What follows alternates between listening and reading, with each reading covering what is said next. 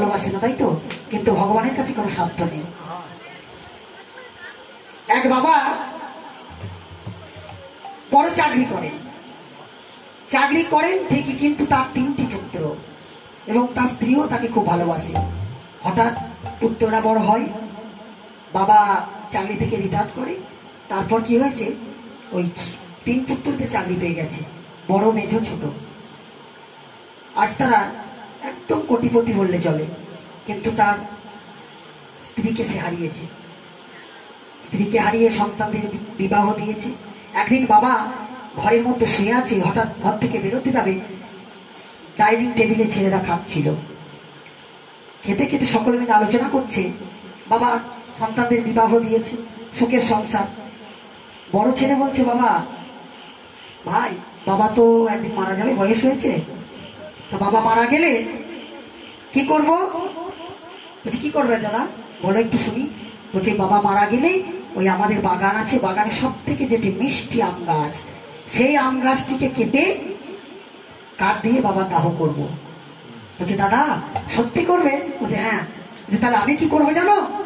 মেজো ভাই বলছে, যে জায়গায় যে পাথর বিখ্যাত, সেই পাথর নিয়ে এসে যেখানে বাবা দাহ করবে, সেই জায়গাটি আমি একটা সমাধি বানিয়ে দেব পাথর দিয়ে। বাবার গর্বে কিন্তু বুক ফুলে যাচ্ছে। ও, আমার সন্তান আমার জন্য এত ভালোবাসে, চরম ভালোবাসে। তা এখন ছোট সন্তানটি আছে, ছোটটি বলছে, দাদা তোমরা যে যা করবে করো, আমি কিন্তু একটা জিনিস করবো। বলছি, কি? বলছে, যেখানে যে জিনিস বিখ্যাত মিষ্টি, সেইখানে সেই জিনিস আমি নিয়ে আসবো। মিষ্টি বলে না, যা বিখ্যাত, সত্যিকারের ল্যাংচা, তারপর জয়নগরের মোয়া, যেখানে যেটা বিখ্যাত, হ্যাঁ, তারপর আপনার বর্ধমানে সীতাভোগ, সব নিয়ে আসবো। বাবা শুনতে পেয়ে বলছে, ও, আমার সন্তানটা আমার জন্য এত ভাবে। মনের আনন্দে, বাবা তো সবসময় আনন্দতেই থাকে, পুত্র আমার জন্য এত কিছু ভাবে। বাবা একদিন রাস্তায় চলে যাচ্ছে আনন্দ করতে করতে, এক সাধু বাবা এখন বলছে, বাবা আপনার মনে এত আনন্দ কিসের? বলছে, আনন্দ হবে না বাবা, আমার তো আজকে সুখের সংসার, আমার স্ত্রী আমাকে ছেড়ে চলে গেছে ঠিকই, আমার কষ্ট হচ্ছে, কিন্তু আমার 3 পুত্র আছে, বৌমা আছে, তারা আমার জন্য কত ভাবে, কত ভালোবাসে। বলছে, কিরকম ভাবে একটু বলবেন, শুনবো। হ্যাঁ, বলতে গেলে টাইম লাগবে। তো বলছে, ঠিক আছে, তা বলুন, একটু শুনি, কেন সংক্ষেপে বলুন। বলছে, ঠিক আছে বলি, শুনুন। আমার বড় ছেলে বলছে যে মানে বাগানের মধ্যে মিষ্টি আম গাছ, সেই আম গাছের কাঠ দিয়ে আমার দাহ করবে। মেজো ছেলে বলছে, যেখানে যে পাথর বিখ্যাত, এনে আমার সমাধি বানাবে।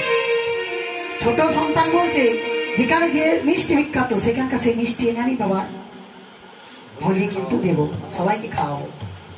বুঝো, তাহলে আপনাকে আমি একটা ওষুধ দিচ্ছি বাবা। বলছে, কি ওষুধ? বলছে, এই ওষুধটি নিয়ে আপনি বাড়ি যান, বাড়ি গিয়ে রাতে খাওয়া দাওয়া করবেন, আপনার পুত্ররা কেমন ভালোবাসে সেটা পরীক্ষা পাবেন, দিয়ে যখন শোবেন এই ওষুধটি খেয়ে নেবেন। এই জড়িয়ে ওষুধটি খেয়ে নিলে আমরা 12 ঘন্টা তো মানে আপনার ভিতরে জ্ঞান থাকবে, কিন্তু উপরে আপনি মরা। বুঝলেন? তাই তাহলে দেন, পরীক্ষা করে দেখবো। দিয়েছেন সাধু বাবা, বাবা বাড়ি নিয়ে গেছে, খাওয়া দাওয়া করে বাবা এখন সেই ওষুধই খেয়ে, জড়িবটি ওষুধই খেয়ে শুয়ে পড়েছে। ভোর হয়ে গেছে, বাবা কিন্তু সব থেকে আগে ওঠে, 5টার সময়। 5টার সময় বাবা ওঠেনি। বড় ছেলে উঠে দেখছে বাবা এখনো ওঠেনি, কি ব্যাপার? দরজাটা লাগানো আছে, যে খটখট করছে, বাবা বাবা। আর দেখবেন বড় লোকদের বাড়িতে দেখবেন দরজাতে একটা সরু ছিদ্র থাকে, সেই ছিদ্র দিয়ে দেখছে যে বাবা তো শুয়ে আছে, এখনো ওঠেনি। ডাকছে, সবাই বাড়ির মধ্যে চলে এসেছে, বাবা বাবা বাবা, ওঠো বাবা ওঠো, বলে চিৎকার করছে। বাবা আর ঘুম ভাঙে না। করেছে কি, সকলে মিলে দরজাটিকে যেই না ভেঙে ফেলেছে, বাবার কাছে গিয়ে বাবাকে নাড়া দিচ্ছে, বাবা উঠছে না, বাবা তো মরে গেছে ভাবছে।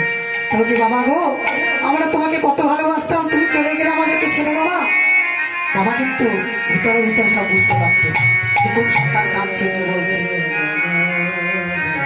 ছোট ভাই বলছে, দাদা বাবা তো একদিন যেত, এটা চলে গেছে, তো তুমি যা বলেছিলে সেটা করো। বলছে, কি? বলছে, কেন তুমি বলেছিলে যে মিষ্টি আমের গাছটা কাটবে, তা বলো, কেটে আনো।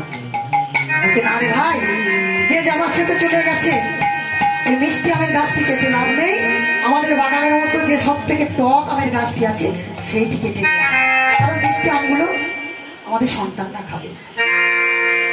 মেজো ছেলে বলছে তাহলে আমারও কিছু করার দরকার নেই, আমি ওই পাথরটা তো কিছু আনবো না, ওই দুটো ইট বালি দিয়ে সেইখানে বাবার হাতে সমাধি বানিয়ে দেবো। ছোট ছেলে বলছে তাহলে আমিও মজা মেনে নিলাম। বলছে কি? বলছে বাবাকে সৎকার করে যখন ফিরবে একটি করে চমচম হাতে ধরিয়ে দেবো, তাহলে আমার শেষ কৃত্য হয়ে যাবে। পিতা মনে মনে ভাবছে ও এই তোরা আমায় ভালোবাসি। সঙ্গে সঙ্গে পিতা চৈতন্য হয়ে গেল যে বাবা তুমি তো এতক্ষণ মরে গিয়েছিলে, হঠাৎ করে কি করে বেঁচে উঠলে বাবা? বলছে ওরে আমি এতদিনই বেঁচে থেকেও মরেছিলাম, কিন্তু আজকে এই মরে গিয়ে বেঁচে উঠলাম। কারণ তোরা আমাকে কেমন ভালোবাসিস আজ বুঝলাম, কারণ স্বার্থ ছাড়া পৃথিবীতে কেউ ভালোবাসে না। সত্যি স্বার্থ ছাড়া ভালোবাসে একমাত্র কে? পিতা মাতা আর আমার ভাবময় শ্রী পবিত্র।